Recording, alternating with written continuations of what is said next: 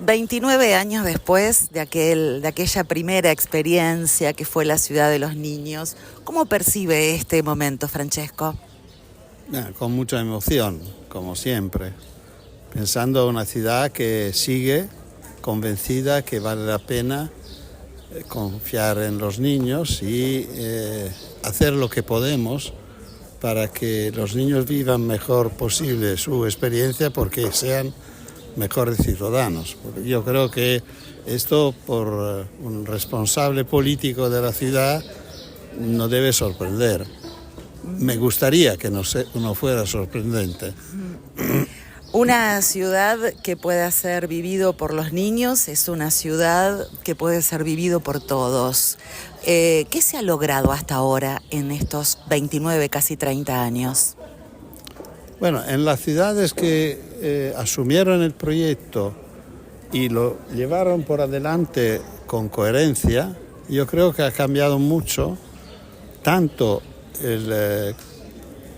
la manera de respetar y considerar a los niños, cuanto en la manera de considerar la política. Esto era un poco el pensamiento de Hermes Wiener. Cuando me decía, yo aprendí a hacer política con este proyecto. A mí me encantó, claro, porque me sentía en alguna manera, creo incorrectamente, pero un poco partícipe de lo bueno que fue este político. Y creo que efectivamente pensar en los niños y pensar en desarrollar la ciudad teniendo en cuenta de las necesidades de los más pequeños es una escuela de política. Ayuda a pensar la política como algo que es mucho más allá de los intereses de un partido, de intereses de una parte política, y porque los niños no votan. Y por lo cual son ciudadanos privilegiados en alguna manera. Pero se construyen y arman identidad y conciencia y criterio, ¿no? Claro, claro. Y tienen necesidades que nosotros adultos muchas veces no reconocemos porque olvidamos. Claro. Esto lo dice muy claro Saint-Exupéry en la primera página del Principito, cuando dice: todos los adultos una vez fueron niños, pero casi nadie se acuerda. Esto es un poco el juego que yo propongo a los alcaldes, los intendentes,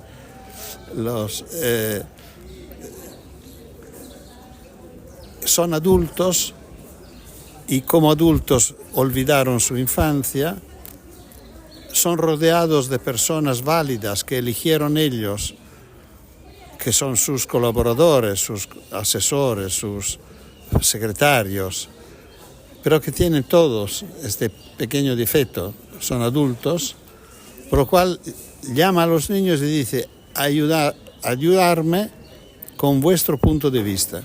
Yo me comprometo a escucharme siempre, que no significa que voy a hacer siempre lo que pedís, pero por todo lo que vosotros proponéis, yo explicaré si sí que lo vamos a hacer y cuándo, porque normalmente los tiempos de los niños no son los tiempos de los adultos, y si no puedo o no quiero, os explicaré por qué.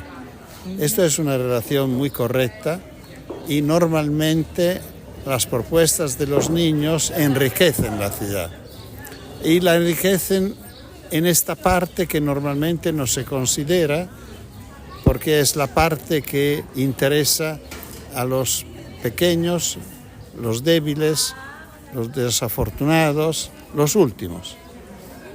Pero claro que una ciudad que descubre esta parte olvidada y la valora es una ciudad que crece mucho, crece en dignidad, crece en calidad, crece. Rosario fue la primera ciudad en Latinoamérica, ¿no? Sí. ¿Y hay 200 en el mundo con este proyecto? Más, ahora pensamos que pueden ser como 250 o más, porque solo Argentina tiene 109 ciudades de la red argentina. Es el país que tiene más, pero están creciendo. Tenemos presencia en 15 países y algunos que están creciendo bastante, como Brasil, por ejemplo, que empezó recién y ya tiene una red de casi 20 ciudades,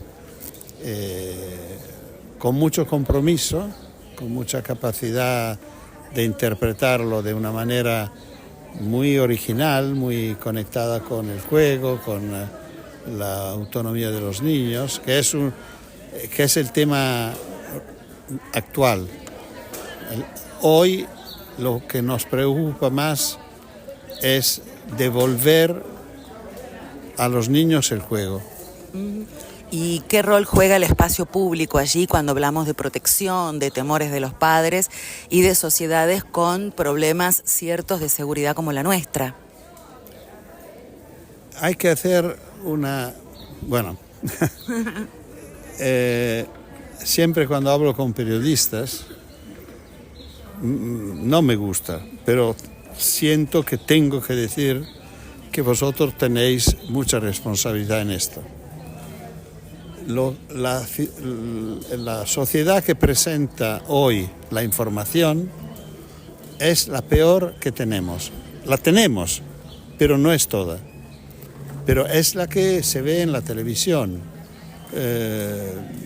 Antes con tus colegas estaba comentando cómo me sorprendió la manera de dar informaciones en telediarios, especialmente sobre las noticias peores del día, que mientras que va la noticia, se repiten las imágenes 4, 5, 6, 7 veces. La misma imagen, que siempre es la peor, se repite. Esto crea a nivel profundo, psicológico, la idea de la frecuencia, que no corresponde a la realidad, porque es siempre la misma. Pero tú la ves 8 veces y te da la idea que son muchas. Esto construye una idea de una sociedad, de una ciudad mucho más peligrosa de lo que es en la realidad. Yo estoy invitando vuestra categoría a dar una información correcta, al contrario de cómo, no darla al contrario porque me interesa, porque los datos que tenemos demuestran que las ciudades desde hace 40 años a hoy han mejorado mucho, tanto en accidentes que en delitos.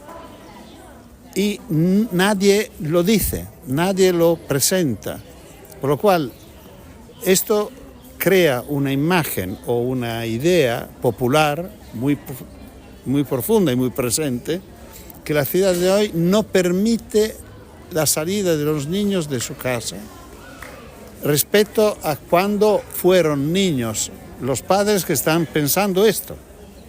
Y ellos salieron en ciudades mucho más peligrosas porque no había remedio, porque no era posible entretener los hijos en casa y no había adultos dispuestos a dedicar un tiempo a acompañar a los hijos a jugar.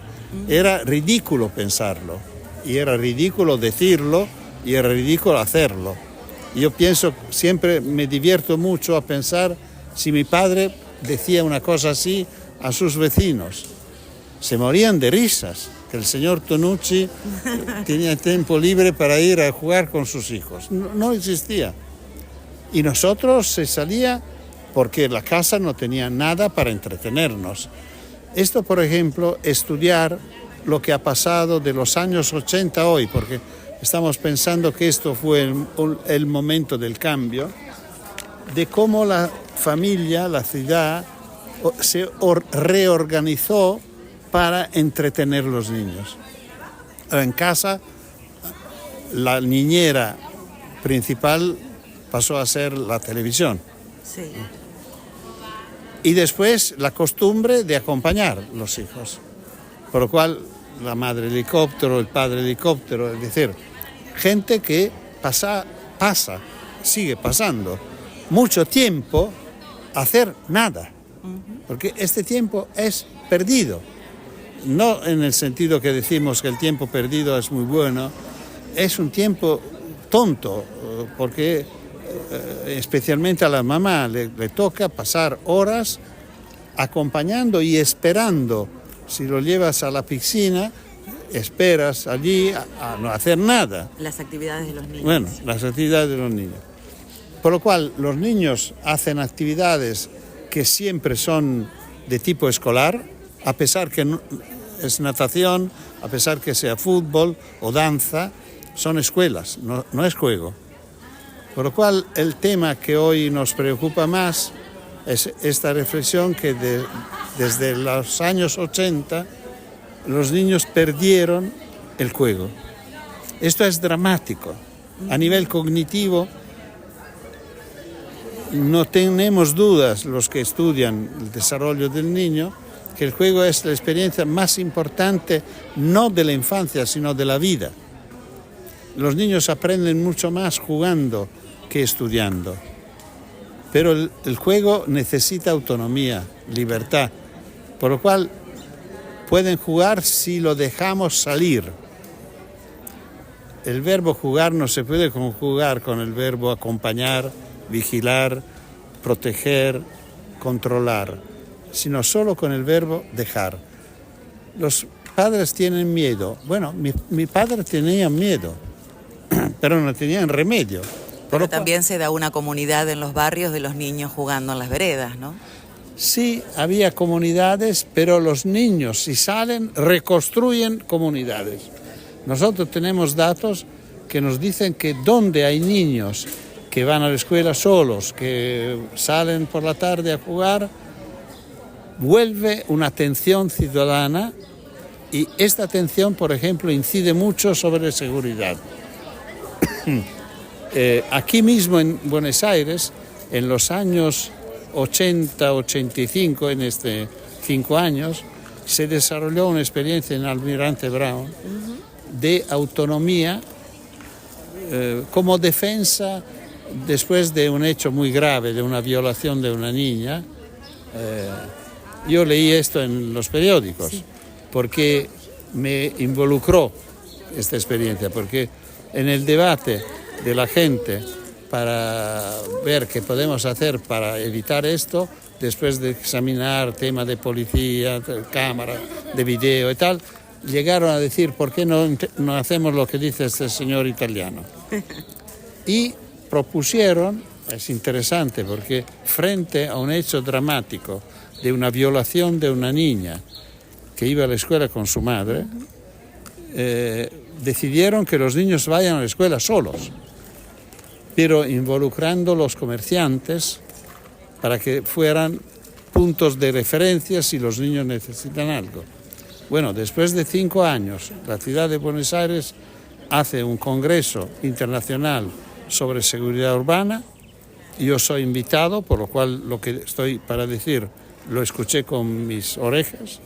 El responsable de seguridad urbana de la ciudad de Buenos Aires dice que en los barrios que experimentaron esta experiencia de autonomía, los hechos criminales de la calle bajaron por lo menos del 50%. Esto no se consigue ni con policía, ni con cámara de video, ni nada.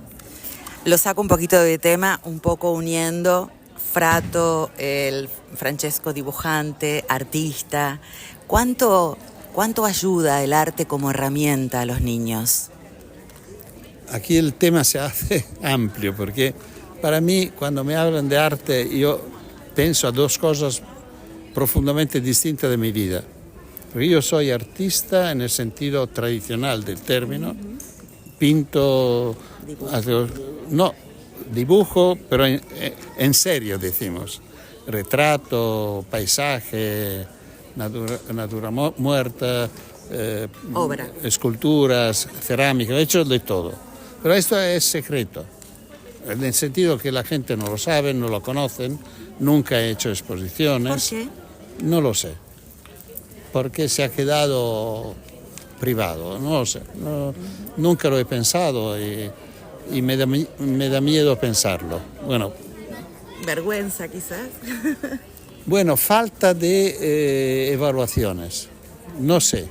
por lo cual no me atrevo. Esto es un poco la síntesis. Debe tener mucha obra guardada entonces. Sí, tengo cajones llenos. Y esto empezó conmigo. Yo dibujaba antes de escribir. En la guardería dibujaba. Y dibujé toda la vida y sigo dibujando. Como era muy interesado, enamorado de la figura, iba a la playa, yo soy de una ciudad de mar, porque allí tenía casi desnudos, que eran los modelos que podía aprovechar para estudiar el cuerpo, y dibujaba mucho. Pero esto es una parte. A un momento de mi carrera, y no casualmente en el 68, cuando el mundo, especialmente occidental, pero también Estados Unidos, se vivió esta revolución del 68, de las universidades, yo ya estaba profesionalmente dentro de mi instituto.